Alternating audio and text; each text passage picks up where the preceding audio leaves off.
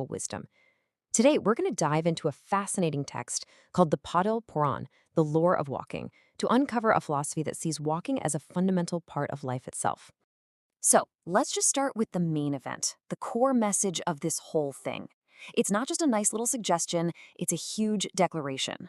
Walking itself is life. That one idea right there is meant to completely reframe how we think about this everyday activity. All right, so to really get our heads around this, here's how we're going to break it down. We'll start with a quick intro to the Padal Puran, then we'll look at how it balances the body and mind. After that, we'll see why it's called the Path of the Wise, get into the nitty-gritty of how and how much to walk, and then we'll talk about taking that very first step.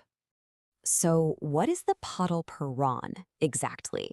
Well, you can think of it as a guide to rediscovering a forgotten superpower that every single one of us has. The text basically argues that we've completely overlooked the immense power hidden in the simple act of just putting one foot in front of the other. The text uses this really powerful analogy to make its point.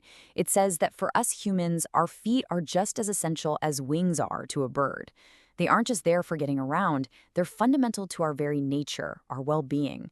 It's a beautiful way to think about how we're designed, isn't it? And that idea naturally leads us to the real-world benefits. See, the Pedal Puran doesn't see walking as just exercise. No, it's the ultimate tool for creating perfect harmony between our physical body and our mental state. And the text presents us with a really clear choice. It's black and white. On one side, you have a life of inactivity, which it says leads to things like irritability, obesity, and disease.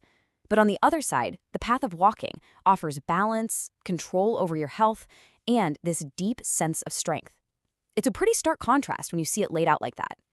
So what are the actual physical benefits we're talking about? Well, the list is long. The text claims walking helps control your sugar levels, it strengthens your lungs and heart, improves digestion, purifies your blood, and even makes your bones stronger.